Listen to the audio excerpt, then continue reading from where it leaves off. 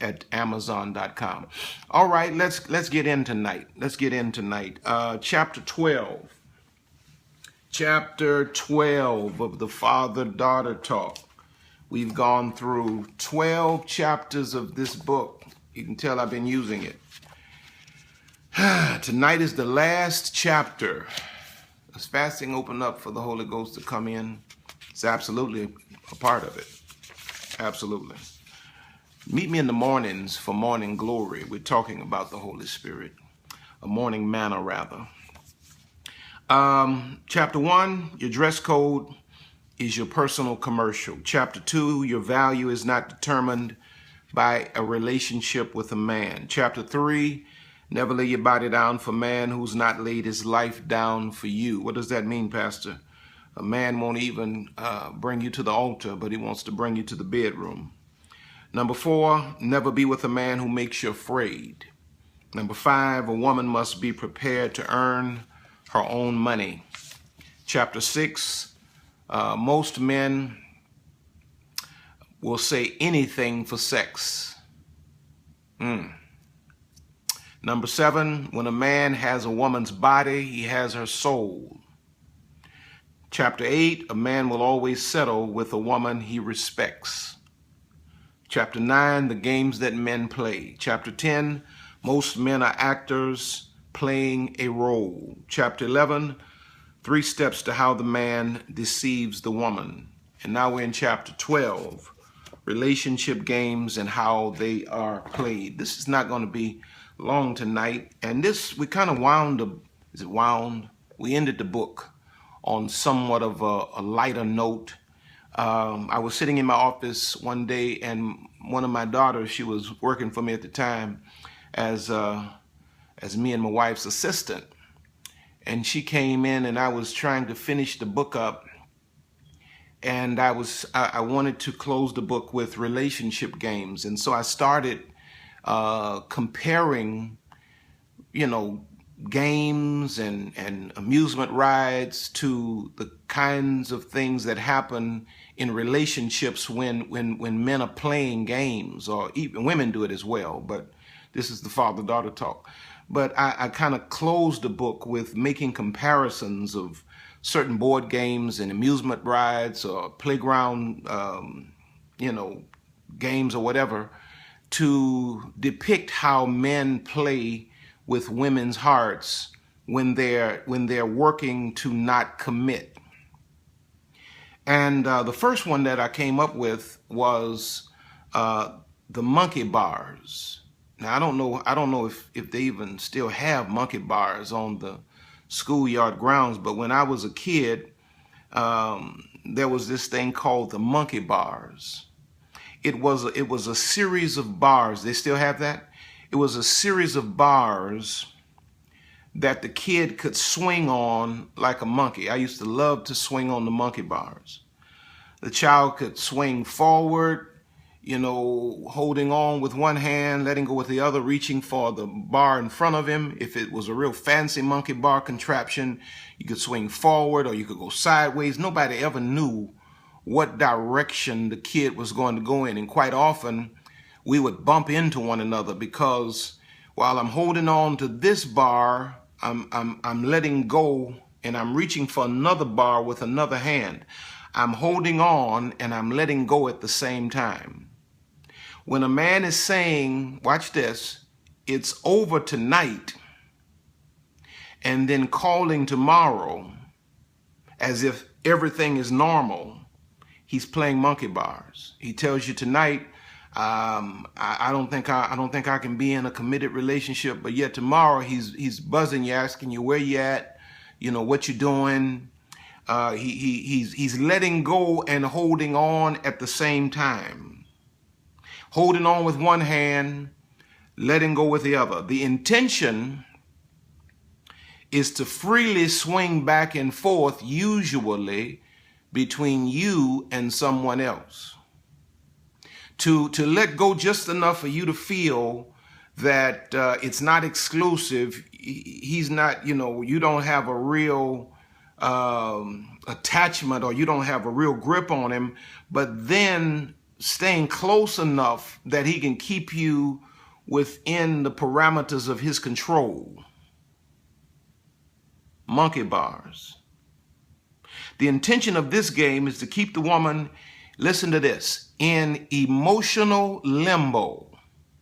Because remember, in the last chapter, we talked about how he works to become your addiction, your emotional addiction. Once he knows that he has you, now he begins to back up, and he acts like he's letting you go, but then he stays just close enough that you don't slip away, that he can still manipulate you sexually. He can still pop in when he wants to pop in, but he backs up just enough that you know not to expect any real commitment from him, because he's already planned that you would become he would become your addiction. So now he's holding on with one hand, letting go. You calling your girlfriend, you're saying, child, I don't know what's going on. I don't know what's going on. You know, he told you he's done with you, but yet he's texting you tomorrow, and you feel guilty for, even entertaining another man, because you're in limbo. You're in emotional limbo. It leaves the woman feeling obligated to a man that's emancipated himself from her. Hot and cold, that's right. You don't know where he's at, and that's intentional. Monkey bars. He wants to be able to swing in and out of your life, in and out of your life. And if you don't watch it, he'll play the monkey bar game with you for decades. And you look around, man, he's swung in and out of your life. James 1:8 says, a double-minded man is unstable in all of his ways. So watch this. When a man says he wants out, a wise woman puts him out faster than he can leave. I'm going to let that soak in for a minute. When a man says that he wants out, a wise woman puts him out faster than he can leave. Yes, this can occur with married couples, because one thing we didn't address is that just because a man marries you doesn't mean he's committed to you. That goes a little deeper. Maybe we have a father-daughter talk too. You have married men that play monkey bars. See, you got married just because you were married to the idea of marriage. You never really got a firm commitment from that man. It may be financially feasible for him. It may be professionally feasible. He may have an occupation where it looks better for him to have a wife. Marriage don't mean that a man's committed to you. Oh, I didn't open up another can of worms there, huh? Just because you got him to the altar don't mean he's really committed to you now. It's probably to his advantage. All right, number two. Number one is the monkey bars, the relationship games, monkey bars. Number two is the merry-go-round. Now, the merry-go-round is a fast, exhilarating ride that goes around and around and around in a circle. It's fast and exciting, but when it stops, watch this. You've gone fast, you're dizzy, you were excited, but you're still in the same place you started. This is the brother that takes you on a fast ride. This man creates a fast pace in the relationship. It's a pace that's filled with romance, sex, money, promises of commitment, breakups, makeups. The ride always ends right where you started, nowhere. Oh, he brings you to Europe, you fly all over the world, you sleep in the best hotels, never an engagement, never thought of marriage, never really sensed that this man is really locked down and committed to you. Just a fast pace, faster than your mama told you were supposed to ride, but you ignored the words of your mother because you enjoyed the fast pace. You like getting dizzy. You like the feelings of just exhilaration, euphoria. Got you dizzy, because when you're dizzy, you lose your balance. You lose your equilibrium. So he brings you at a fast pace to keep you confused. A man who has good intentions will move fast enough for the woman to know he's serious, and slow enough for her to see his progress and to be comfortable with his moves. Y'all get anything out of this? Fast enough for the woman to see that he's serious, but slow enough at her pace for her to see that he's making progress in the direction of commitment. You gotta be leery of these guys that come in, man, with all this fancy stuff and these fast cars and, I mean, nothing wrong with that. I'm not saying every guy who drives a fast car, fancy car is a devil, but y'all know what I mean. He just bringing you on this fast pace. You told a man you don't drink. He trying to force wine on you, trying to force liquor on you. Next thing you know, he's going to be sticking weed in your mouth. Then it's going to be pills. Trying to get you out of your head. He doesn't want you to think. He wants to move you so fast. He wants to give you everything you love, flowers all over your desk when you get to work, and he wants to find out your favorite cologne, your favorite dress, your favorite designer. He gonna send boxes to you, just buying you, just speeding the thing up, and there you think you got something. All this man wants is your body. You got to understand, the most precious thing on the planet to a man is a woman's body. He'll do anything to have it, anything.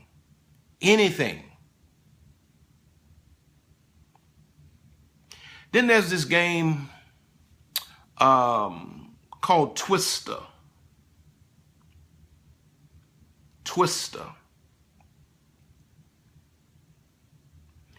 And this is a game, I never played this game, but I used to see people playing it. And this is a game it's a big mat that you put out on the floor, and it has various colored circles. And you spin the thing, and then whatever color it lands on, if it's your turn, you got to put either a foot or a hand on that particular color. And this game is designed to be played by multiple people. And what happens is, as this game progresses, the people playing it get so twisted up that you can't tell where one starts and the other ends. And see, there are a lot of men that play Twister on you. This man seeks to tie the woman's life into a knot. He ties her life into his. He twists her life into his to the extent she loses her identity. He does things to intentionally tie your life up. He will encourage dependence on him financially. If he has money, he'll tell you, babe, you don't need no job. Don't worry about furthering your education. I got you. He wants you to depend on him financially. He then moves to isolate you from family and friends. If he knows you have a pastor like me, he wants to move you out of that kind of church. What is he doing? He's subtly draining you of your identity, and he's twisting your life into his. He will occupy your every moment. Watch this. This man will even impregnate you on purpose, without marriage, all to twist your life up in a knot that you don't know how to break free from. And then watch this. When he gets you twisted, he abuses you with your codependency.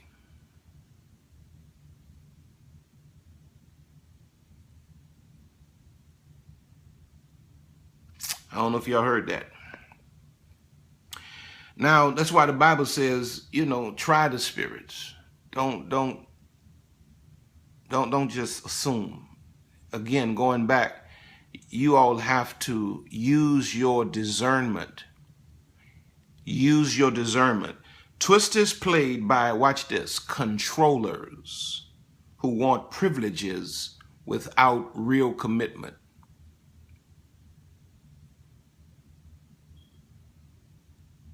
Twister is played by controllers. When you discover that a man has an inkling of control on his agenda, you need to be running. Because the right man is not a man that's coming in to control you. I don't want no man trying to control my daughters. You shouldn't want a man that wants to control you. When a man go to telling you stuff like, quit your job, don't further your education, don't worry about your career, what is that? What is that? Sounds like somebody trying to twist you up into a knot that you can't get out of. Somebody trying to separate you from your mama. Now everybody's mama ain't to be, adhered to. You got to pay attention to the fruit on mama's limbs, but nobody should be trying to separate you from your mama. You mean tell me all of your friends, all of your family, and none of them are any good? The church you grew up in, none of the people around are any good for you? This man gonna separate you entirely from everybody you know? He gonna make you quit your job, pull you out of school?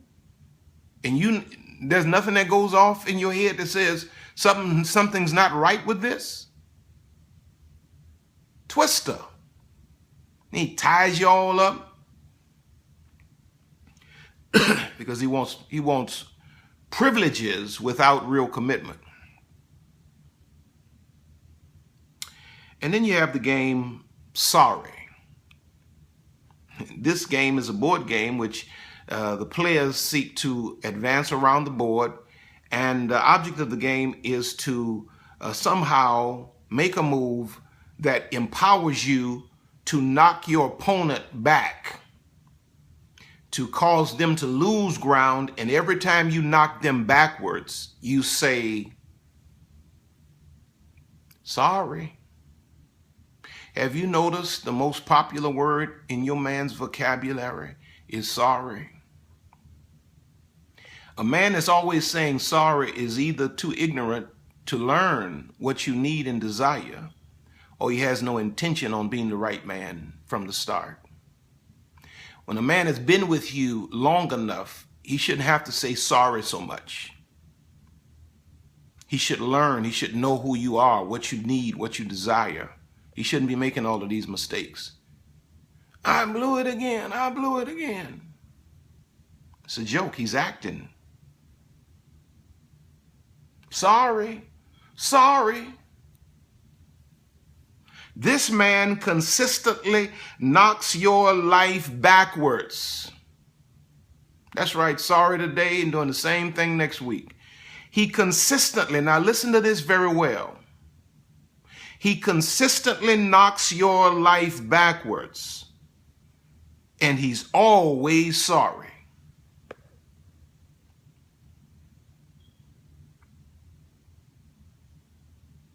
He's consistently, think about where you were when you met this man and where you are now. And all you have is a trunk load of sorries. Before you met this man, you were well on your way. Your credit was good. Your career was on track. You're getting ready to finish your second degree. And this man has knocked you back, drained every dime you got. He has no credit, and in some cases doesn't even have a job, but he's always sorry. And then watch this, and I'm done. Number 5 is the roller coaster. The roller coaster. Now, the roller coaster is a theme park ride, which I do not ride. My wife and my children love it. I am too intelligent to get on something that moves that fast that somebody else controls. The roller coaster is extremely fast. You thought the merry-go-round was fast, but the roller coaster is extremely fast.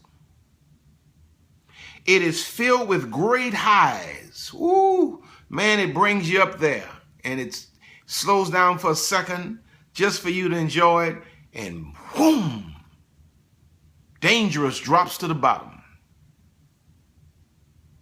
Sudden lows. It's a relationship where there's never a sense of stability or security. When it's good, it's great, but when it's bad, it's horrible. When it's good, it could be a love story on Lifetime, but when it's bad, it's a 911 situation. This guy sells the woman big dreams, and not long after, he breaks her heart. He knows exactly what to do to just bring you to the very pinnacle of everything you've ever imagined. And the same guy can drop you in the gutter overnight.